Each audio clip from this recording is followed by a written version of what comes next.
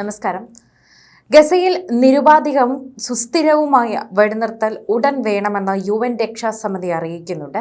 ഗസയിൽ നിരുപാധികവും അതുപോലെ തന്നെ സമ്പൂർണവുമായ യുദ്ധവിരാമം ഉടൻ വേണമെന്ന് UN രക്ഷാസമിതിയിലെ അമേരിക്ക ഒഴികെയുള്ള മുഴുവൻ രാജ്യങ്ങളും സംയുക്ത പ്രസ്താവനയിലൂടെ ആവശ്യപ്പെട്ടിട്ടുണ്ട്.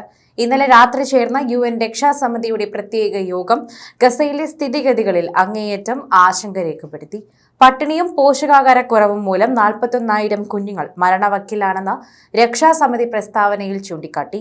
പട്ടിണി ആയുധമാക്കുന്നതും അന്താരാഷ്ട്ര നിയമം വിലക്കിയതാണെന്ന് രക്ഷാസമിതി ഇസ്രായേലിനെ ഓർമ്മിപ്പിച്ചു. മുഴുവൻ ബന്ദികളെയും നിരുപാധികം തന്നെ വിട്ടയക്കണമെന്ന് രക്ഷാസമിതി ഹമാസിനോടും ആവശ്യപ്പെട്ടിട്ടുണ്ട്. അതിനിടെ ഗസയിൽ 10 പേർ കൂടി പട്ടിണി മൂലം കൊല്ലപ്പെട്ടു. ഇതോടെ പട്ടിണിക്കൊലയ്ക്ക് ഇരകളായവരുടെ എണ്ണം 319 ആയി. ഇവരിൽ 119 പേർ കുട്ടികളാണ്. വിവിധ ആക്രമണങ്ങളിലായി 51 പേരാണ് ഇന്നലെ കൊല്ലപ്പെട്ടത്. ഇവരിൽ സഹായം തേടി എത്തിയ 12 പേരും ഉൾപ്പെടും. ഗസ സിറ്റിക്ക് നേരെയുള്ള ഇസ്രായേൽ ആക്രമണങ്ങൾ വൻതോതിലുള്ള സിവിലിയൻ കുരുതിക്ക് വഴിയൊരുക്കുമെന്ന് UN secretary general Antonio Guterres പറഞ്ഞു. ഗസയിലെ യുദ്ധം അവസാന ഘട്ടത്തിലാണെന്നും ഹമാസിനെ തന്നെ ഇല്ലായ്മ ചെയ്യുന്നതിൽ രാജ്യം വിജയം കൈവരിക്കുമെന്നും ഇസ്രായേൽ പ്രധാനമന്ത്രി ബെഞ്ചമിൻ നെതന്യാഹു തന്നെ വ്യക്തമാക്കി.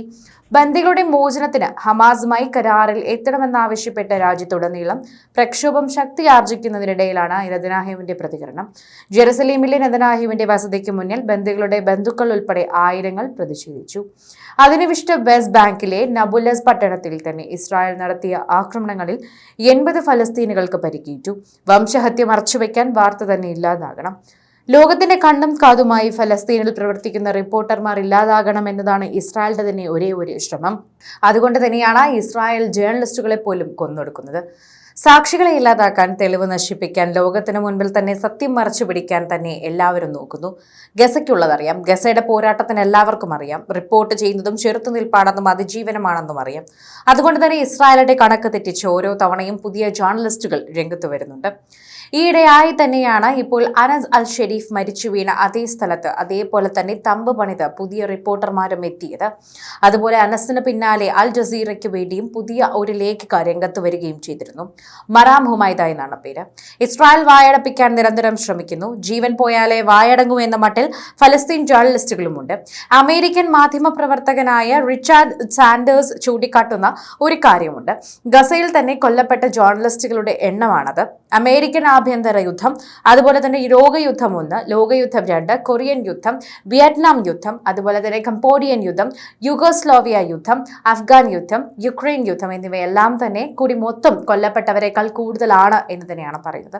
മരണമുഖത്ത് നിന്നുകൊണ്ട് തന്നെ വംശഹത്യ റിപ്പോർട്ട് ചെയ്യുന്ന ധീരരായ ജേർണലിസ്റ്റുകൾ മാത്രമല്ല ഫലസ്തീനെ പറ്റിയും ലോകത്തിന് പറഞ്ഞു കൊടുക്കുന്നുണ്ട് എന്ന് പറയുന്നു. റിപ്പോർട്ടുകളെയും സ്വതന്ത്ര അന്വേഷണങ്ങളെയും തന്നെ ആധാരമാക്കി അനേകം സ്വതന്ത്ര മാധ്യമങ്ങൾ ഇസ്രായേലി നുണകൾ പൊളിച്ചുകാട്ടുകയും ചരിത്ര സത്യങ്ങൾ തന്നെ വസ്തുതാപരമായി സ്ഥാപിക്കുകയും ചെയ്യുന്നുണ്ട് എന്ന് പറയുന്നുണ്ട്.